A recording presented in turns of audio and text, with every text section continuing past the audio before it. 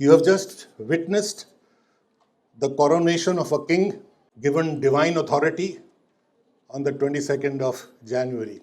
I don't know how many of you witnessed the occasion of the Ram temple and the manner in which the Prime Minister was declared as finally in this yug has come a person who will take us to deliverance was almost like treating him like an avatar.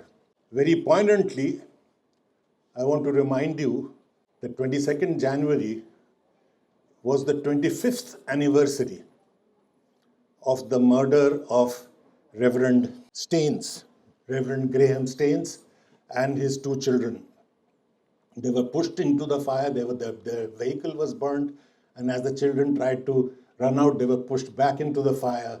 And the slogan that was reverberating was Jai Bajrang Bali. The slogan of Jai Shri Ram now spreads terror in the hearts of millions of people. And it is not only the minorities, it is people who don't agree with their version of Ram.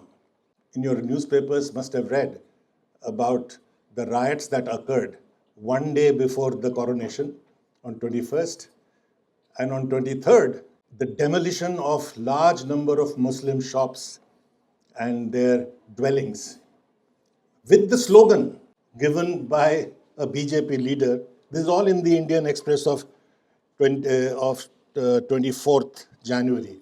You know, as a historian, one thing we do is we have our sources. So what I am saying is not just pamphleteering or, it's not just political gossip. This is what actually happened. The newspaper reports that a BJP leader said that after what happened, and what happened was the following, that a number of bhakts in motorcycles with Ram flags, with the saffron flags, went through a Muslim-dominated area, a deliberate provocation. This kind of thing has happened since the 1930s. So this is nothing new. Deliberate provocation, and then an altercation occurs, a bit of a riot situation, followed by attack only on the Muslims, bulldozers. And the BJP leader says, I'm quoting him, he says, after this incident, hum chun chun ke marenge. We will select and kill you. Babar ke aulad ko chun chun ke marenge was a slogan you might remember when the Babri Masjid was demolished. So the same slogan. And then he says, Jai Shri Ram. So Jai Shri Ram, as I said, has become a slogan of terror. What a travesty even of Hinduism. What a travesty of Ram, with whose name the Mahatma died.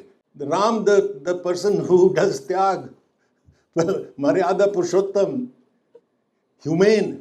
Ram, whose name comes in Raghupati Raghav Raja Ram, Ishwar Allah Tero Naam. What have they done to this?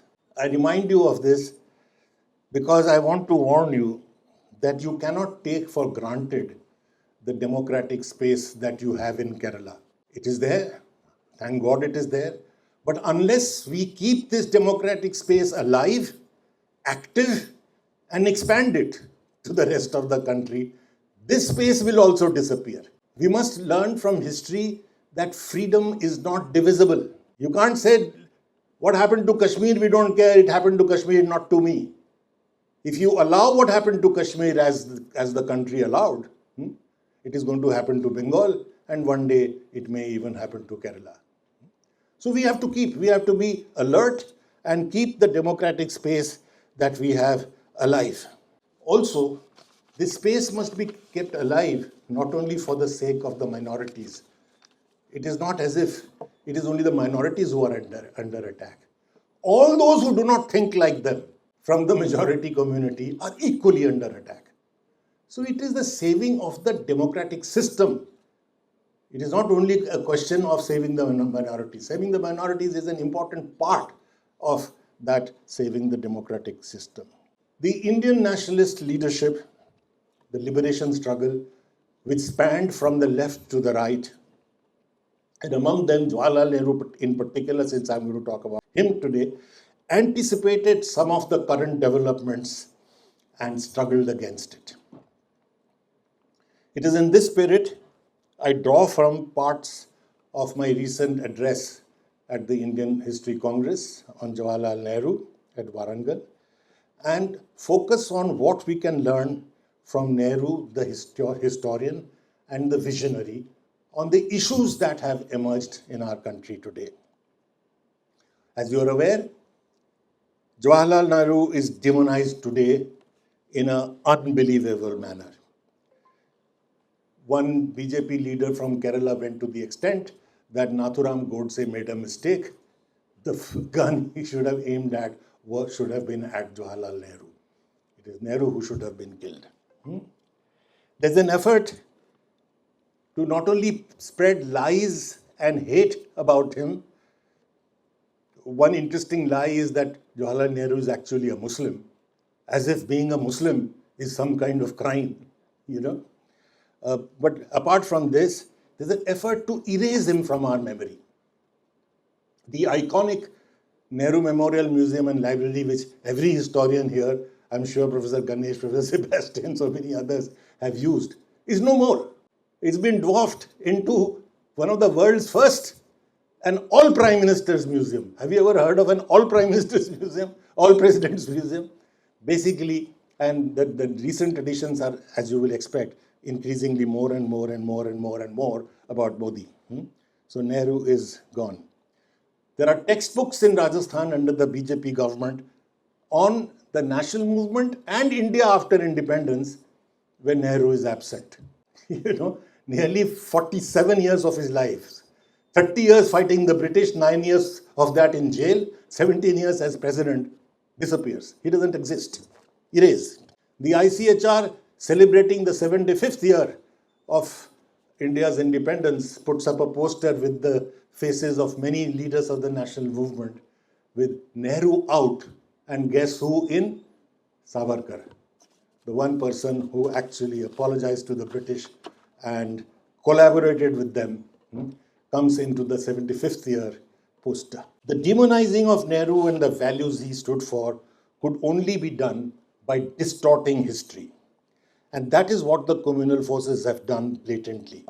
As I am addressing a distinguished gathering of historians and young students of history, I'd like to begin with a brief discussion of Nehru's own attitude to history, to the discipline of history. By 1930s, Nehru provided a very intricate framework in which the discipline of history should be pursued. In fact, some of the most distinguished historians of the day today follow that framework, what one can call the Nehruvian framework. And it has been a discovery for me that in the writing in the 1930s, he had such a fine perception of how one needs to move in the direction of reading and writing history. While referring to Nehru's outstanding historical works, they are a must-read for every historian, particularly the discovery of India. His three works, The Glimpses of World History, the Autobiography, and the Discovery of India, all written in British jails between 1930 and 1944. While referring to these, perhaps the tallest historian India has produced, Professor Irfan Habib, has the following to say. He made a very significant comparison with Nehru's writings from prison and Gramsci's iconic prison notebooks. Irfan Habib says, these prison works invite comparison in both quantity and quality. That's important. It's not that he wrote a lot. Both quantity and quality with the kind of writing that Antonio Gramsci produced as a communist prisoner in fascist Italy. There are true similarities in that both went to history to find answers to the questions raised in their minds as men of action.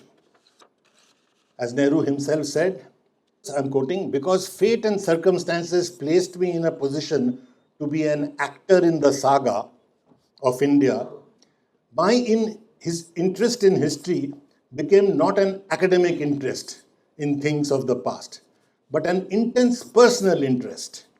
He says one has to go back to history to understand the present and try to understand what the future ought to be. So history is not just some collection of material, it is there with a purpose, is what he is saying. Irfan Habib again quotes Marx, his famous statement, "The philosophers have only interpreted the world in various ways. The point is to change it." To argue that for a man of action like Nehru, history was not just a directionless, descriptive narrative placed in a chronological order, but a resource from which one sought to understand the present in order to try and shape the future. Nehru urged historians to approach history in this manner.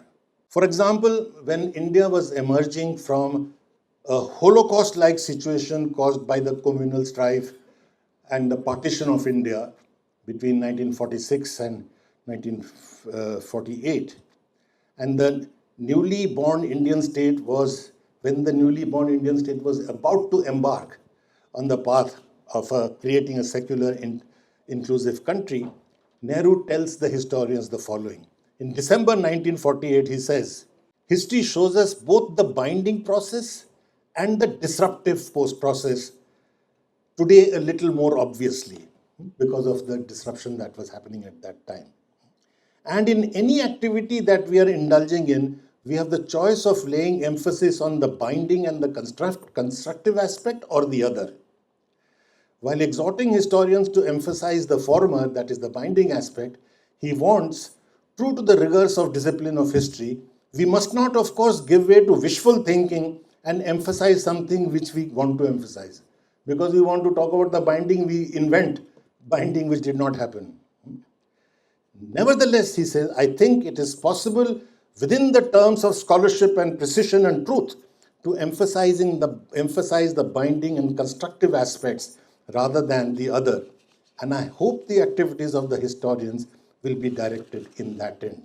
Emphasize the binding and constructive aspect is what Nehru himself did brilliantly in his classic work, The Discovery of India, where he traces the history of India from the Rigvedic period onwards.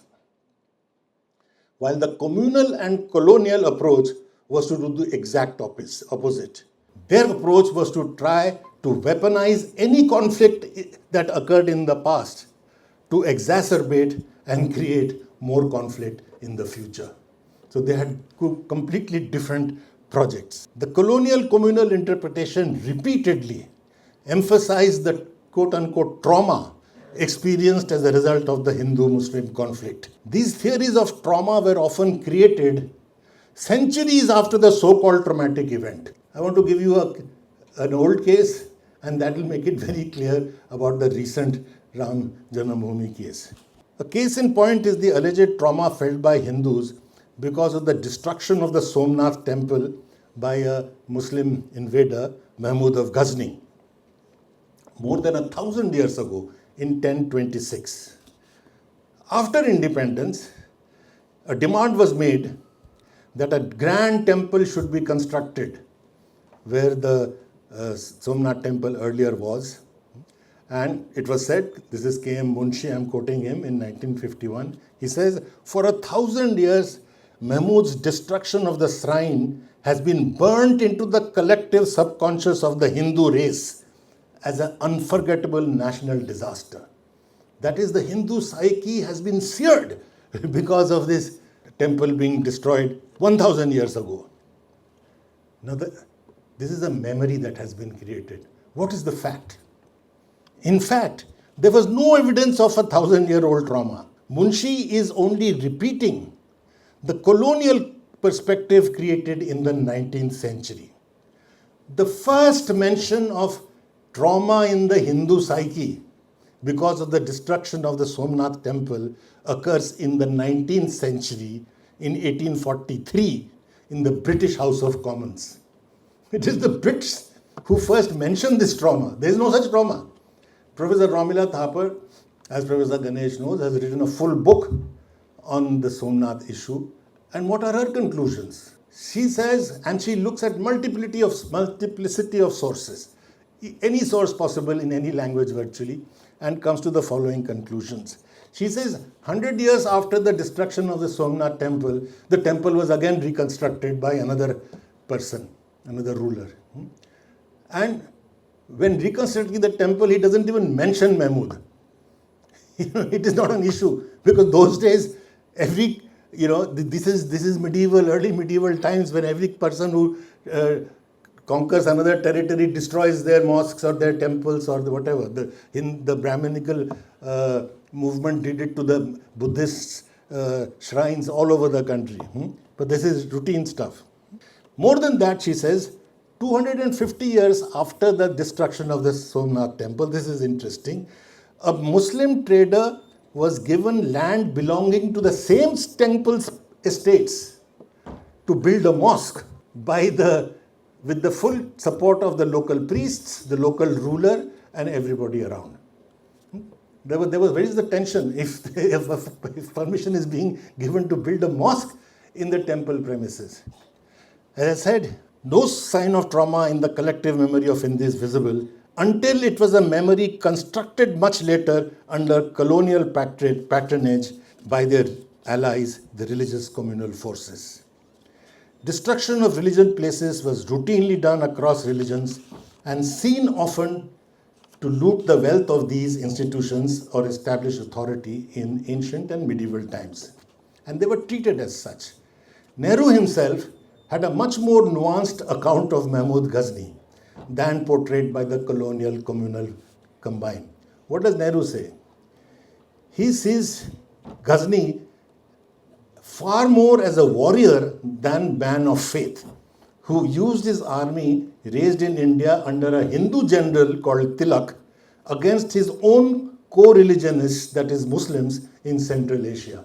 So he had no difficulty in using a Hindu general to attack Muslim territories in Central Asia. So it was not a Hindu-Muslim issue, is how Nehru understands it. Now look at this, the similarity in the false memory of Ram Janambhoomi that has been created. This memory, as the Prime Minister says, that 500 years of struggle has led us to reclaim the birthplace of Rama. What is the birthplace of Rama? Go to the historian. In Valmiki Ramayana, firstly, the Valmiki Ramayana is not even a religious text. As Professor Thapar says, it's a kavya or adi kavya. It's a poem, it's an epic poem. Distinguished from the Vedic texts, which have to be memorized as exactly as it is. This is a poem on which you can build, which everybody built. That's why Ramanujam could write this essay called 300 Ramayans. Each part of the country has his own Ramayana, with Sita and Ram having different relationships and Lakshman being sometimes this, sometimes that. Everybody's role has been reversed all over the world. If you look at the Ramayana in Indonesia and India and Tamil Nadu and in Kashmir, they're totally different. So it's not a religious text. And what about Ayodhya? It is not even known where Ayodhya was, but you know the exact birthplace. In this 5 square meters he was born. What is Ayodhya today was called Saket. And it is in the 5th century AD that Skanda Gupta renames it as Ayodhya in order to get himself a lineage with Ram and the Surya Vansh. The routine thing that kings did. Everybody wants to be Surya Vanshi. Everybody wants to be coronated, no? As you have seen on 22nd January. So everybody is Surya Vanshi, so was Skanda Gupta. And so that is how Ayodhya comes up. And now you claim that that is where the thing is and that we've had 500 years of struggle. Again a lie. Which 500 years? Who struggled against it? In fact, the first reference to again there being a Ram temple under the masjid is in the 1870s again by a Britisher. And it appears in 1905, 20th century, in a district gazetteer saying that under the Babri Masjid there is a Ram temple. But where does the story come from? I'm going off the subject a little bit because it is, since you have to see, even today I opened the TV and 2 hours of hammering of Ram Mandir, So we must have a little space in democratic Kerala to give the other part of the story. How did it start? There is another temple called Hanuman Gadi, as you must have heard of, near the Ram temple. In the middle of the 19th century, the Muslims claimed that this temple was built by erasing a mosque, and they were filing cases arguing that this temple should be demolished. So in order to make a counterclaim, the Mahant of the Hanuman Gadi goes and occupies the Chabutra, which is called the Ram Chabutra, just outside the mosque, not even under the mosque. It is outside the mosque. It remained there. He's saying Ram was born there, just to make a counterclaim. And that has now been blown up into this 500 years of struggle. Neither Savarkar, nor Golwalkar, nor Hindu Mahasabha, nor the RSS, nobody ever talked about it till the 1980s, when the Ram Mandir movement starts. Right? So a 30-year-old thing has been made into 500 years. But why 500 years? As the Prime Minister repeatedly from the ramparts of the Red Fort, in his first speech in Parliament, in his speech to the US Congress, he says that India has been liberated from 1,000 years of slavery and oppression. So what is the message? What is this 1,000 years? This 1,000 years of oppression under Muslims. And now let us learn something from Jawaharlal Nehru, how to read history on this issue. The nationalist intelligentsia in the colonial period put forward a totally different interpretation of Indian history from the colonial communal one that I just now described, where they are not trying to create memories of historical trauma in order to create differences in the present. On the contrary, they drew on the reality of Indian society and how it organically dealt with religious, caste and other differences through birth of new religions like Buddhism and Jainism and Sikhism, all movements to deal with caste, the issue of caste, or movements spanning many centuries like the Sufi and the Bhakti movements, again trying to deal with issues of caste and religious difference. So there was an organic process that was occurring in this country trying to deal with it. And that's what they try to draw from. And this, drawing from this is best done, in my opinion, in the masterly work, The Discovery of India, written by Jawaharlal Nehru. Lessons that Nehru tried to draw from Indian history were connected to his imagining India's future as a modern democratic country based on Enlightenment values, the idea of India. He focused on a critical aspect of India's civilizational history, an openness to reason and rationality. And if you read Discovery, you will see that how he draws from the Rig Veda, from the original hymn, from the Upanishads, to argue this, that there is an openness to reason and rationality, a questioning mind, acceptance of multiple claims to truth, like Buddha talks of 1,000 truths. There is not one path to God, there are multiple paths. That has been a traditional, civilizational value. A dialogical tradition of being in conversation and discussion with each other, the ability to live with difference, accommodate, adjust, resolve, and transform, rather than violently crush difference. I'm emphasizing this because more than 50 years later, much more than that actually, 60, 70 years later, Amartya Sen, in his masterly work, The Idea of Justice, which he wrote in 2009, but also in his very famous work, The Argumentative Indian, makes precisely the same point that Nehru is making in The Discovery of India. Amartya Sen is again trying to say that how is it that India is a democracy? A country with so many languages, so many religions, etc., etc. And he tries to go back as far as possible to answer that question into ancient history. He says, for example, if you compare Sanskrit with other classical languages, Greek, Latin, etc., you find there is far more of questioning, even of God, but certainly of each other, than you will find elsewhere. So it is this that they're drawing from. Nehru draws from the Indus Valley civilization, the Rig Veda, the Upanishad, the epics Ramayana and Mahabharata, the Gita, Buddha, Ashoka, Alauddin Khilji, Amir Khusro, Akbar, Vivekananda to Gandhi, to illustrate this argument. He also emphasized how the shared tradition in language, music, poetry, painting, architecture, philosophy, and everyday practice cutting across religion, caste, contributed to the creation of a composite culture. While talking of songs, this is again Nehru, composed by Amir Khusro, he said, I do not know if there is any other instance anywhere of songs written 600 years ago, maintaining their popularity and their mass appeal and being sung without any change of words. Amir Khusro's famous song, Chhap Tilak Miti Milai Tose Naina Milai Ke. Now this is sung in Bangladesh, in entire North India, in Pakistan till today. You just put Chhap Tilak in your Google and you will see how many people sing it across religions. Same words, it's written in Avdi. He talked of the emergence of Indian civilization that occurred over the centuries through the absorption, assimilation, and synthesis of influences India was exposed to through trade, invasion, migration, intermixing, etc.